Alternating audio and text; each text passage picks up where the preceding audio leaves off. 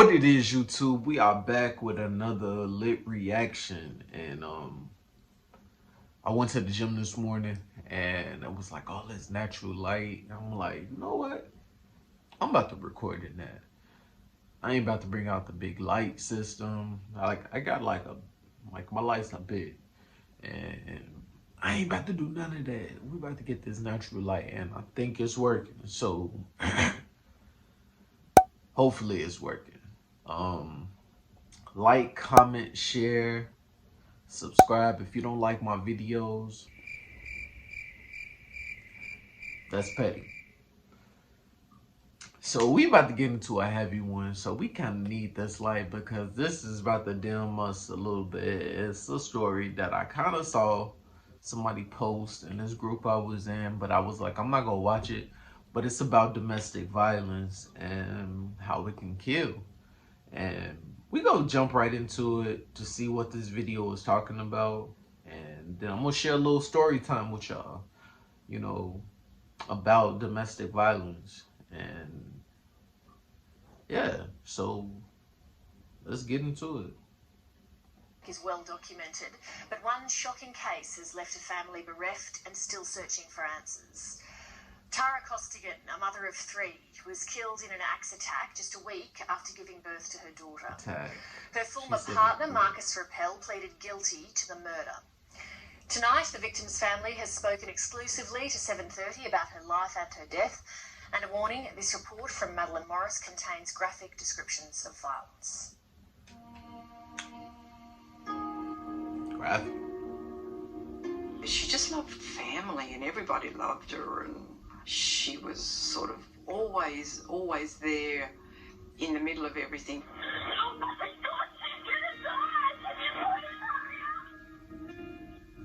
Tara Costigan didn't have the easiest start in life. I had Tara from 3 weeks old, and I looked after her on and off for long periods until she was about 7.5 when her That dad gotta be died. heartbreaking for a grandmother and that's me, to bury her grandchild. Tara's father took his own life. Her mum had many children to different dads and often found it hard to cope. This chaotic home life frequently saw Tara staying with her grandparents, Margaret and Jim, and hanging out with her cousin Nathan. I had an infectious laugh. From as a child to an adult, you knew something was going on if you could hear her laughing because it was pretty loud and pretty Tara, I guess. The loving extended family provided much needed stability, even when Tara became pregnant with her first son, Riley, at the age of 16. A second son, Drew, followed 2 years later. Despite her young age, Tara was a loving, dedicated mother. Her focus was her children. Her children were not going to be brought up the way she was brought up. Her children were going to have all the opportunities. 3 years ago, when Tara brought over a new boyfriend, Marcus Rappel, the family welcomed him, even though they had some reservations.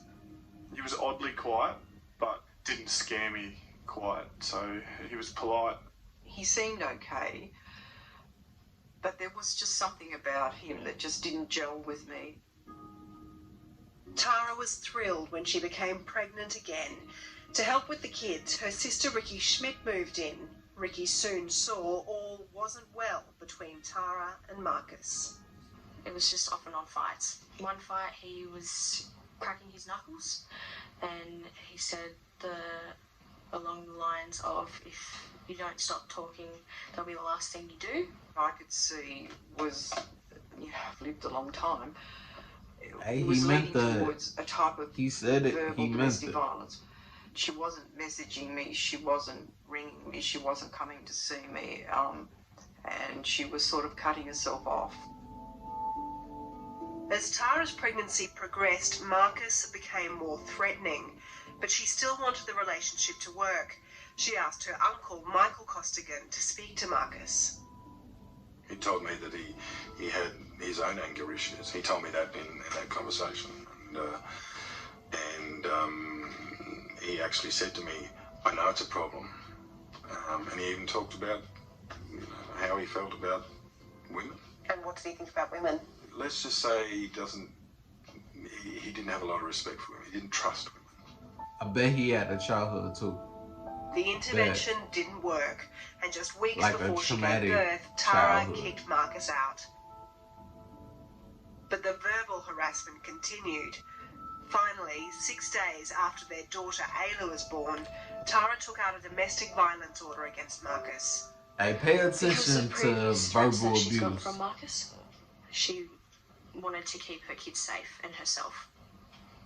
She only did it because she thought was right. Instead of protecting her, it caused him to snap. Yesterday in court, a former partner revealed that Rappel, who had a history of threatening women, had vowed to kill the next woman who took out a DVO against him. True to his word, the day he received Tara's DVO, he bought an axe and drove to her house. CCTV footage shows him driving back and forth in front of her place for 3/4 of an hour. Finally, after her brother leaves, Marcus Rappel makes his entrance. It was probably about, I don't know, 3:40, and then I heard a smash of a window or something, and I thought it might have been the boys kicking a ball and put it through the window and they would get in trouble for it. But once I walked out, it wasn't until I seen the boys running towards me, screaming. I looked at the door and I noticed that, and then Tara came in from her bedroom, and then I seen Marcus behind her. He was just screaming. An axe in his hand, Marcus was chasing Tara, who was cradling her baby in her arms. Instinctively, Ricky Schmidt reached out to protect her sister. I tried to grab her to move her closer to me and to get into the into my bedroom. But as I put my hands on Tara, that's when he swung and hit us. Swung and hit us both.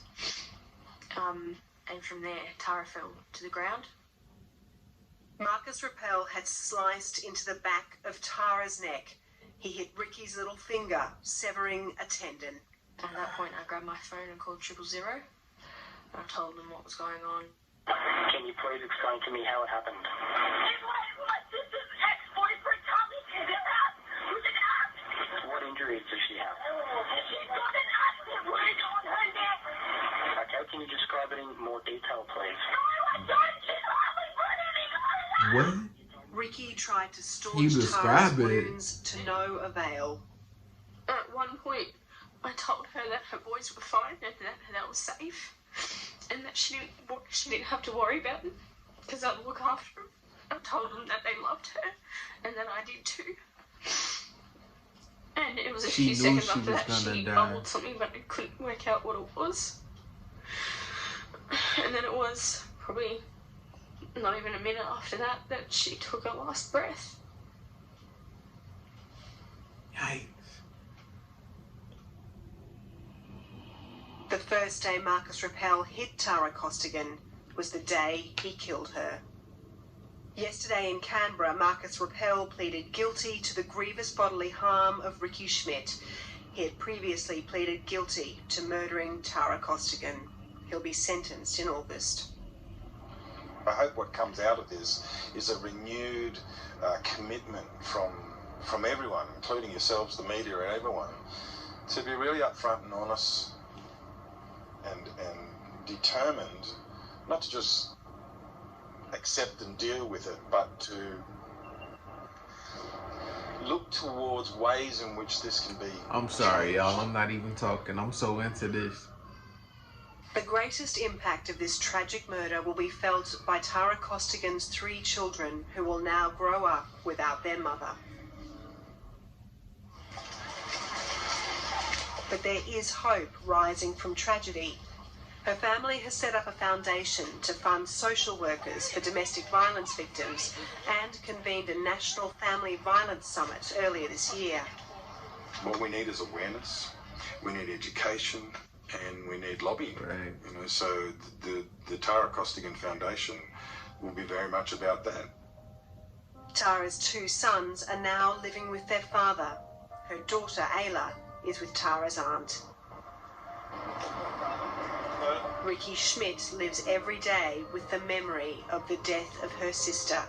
which she hopes will ultimately not have been in vain. And what do you think Tara would want her legacy to be? To stop domestic violence. She wouldn't want this for anybody. She wouldn't want it for her daughter or her kids.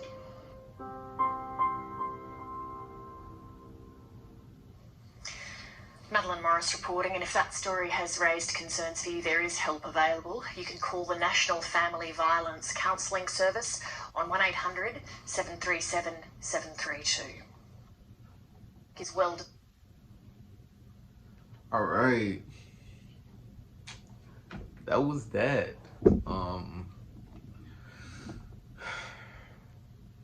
I don't know how I feel about that video. Like, that was tragic. That was real sad. And my heart go out for her kids, you know. I wouldn't wish that on my worst enemy. That was traumatic, even for her sister who held her sister while she died, telling her her kids will be okay. Like, that's tough. That's really tough. So I'm gonna tell y'all a story about a friend. We're gonna call her, why is this so hard? Kelly. Let's call her Kelly. And we're gonna call the guy that Kelly was involved with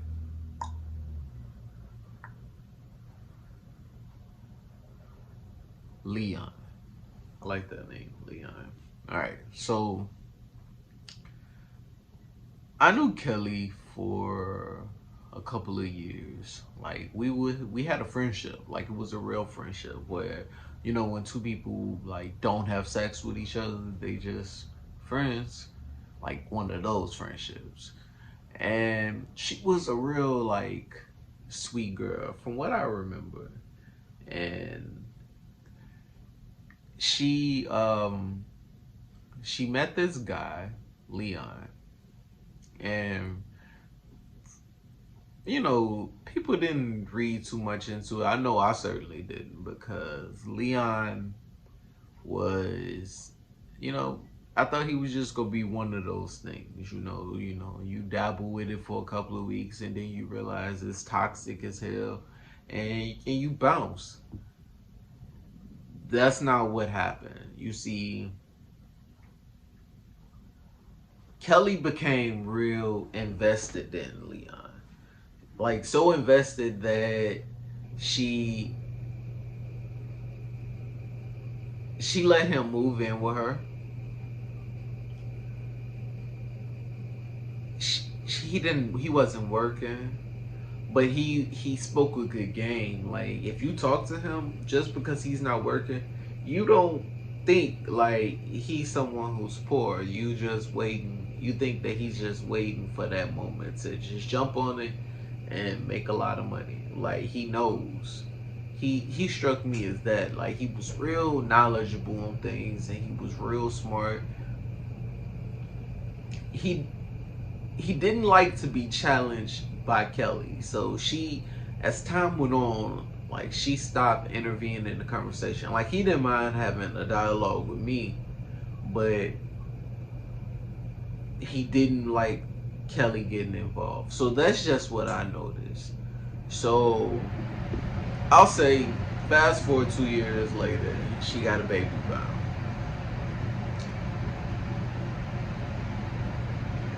She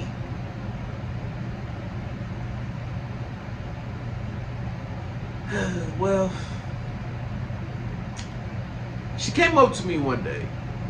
Actually, I saw her at Target, and it was good seeing her. I haven't seen her in a while. She stopped posting on social media, so I kind of forgot about Kelly a little bit. You know, out of sight, out of mind. And she told me, as we was just talking and just talking, catching up, asking about the kid, and She said, you know, they good, and then she got like real sad because I asked her about Leon, and she got real sad, and she was like, that asshole, he'll live to throw dirt on my face. And I was like, that was tough, you know. Well, how did we get here? And she was like, you know, he hit me, right? And I'm like, no, I didn't. Are you okay? She was like, I'm fine. She was like, but it's getting bad. Now, I knew Kelly's brother, so that's actually how I kind of knew Kelly, sort of. I kind of met them at the same time, I guess. So I, after we left, we departed, I reached out to Kelly's brother, and I was like, did you know Leon hit your sister? And he was like, yeah. Hey, y'all, that took me back, because I'm like, Kelly's brother be like, if anything was going down, that's somebody you'll want on your side. And he was like, you know, she just started talking to me because, you know,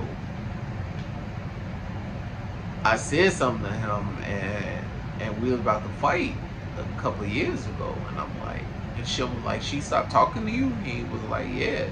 She told me to stay the hell out of her relationship and mind my business. And I'm like, oh, so she defended him. She don't really want help.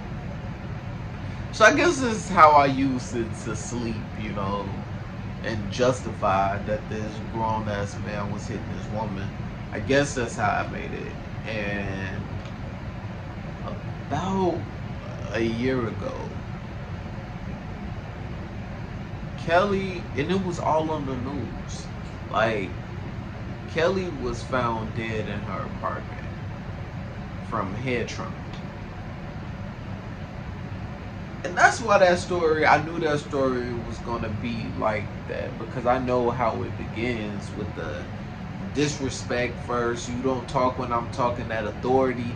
Like, I knew, like, what that turns into. So I'm speaking to my ladies right now. If you are in a relationship where you are constantly in toxicity, like it's just toxic all the time, and you can't be verbal about it without the fear of being hurt physically, you need to get out of it. He's not going to change. He is not going to change.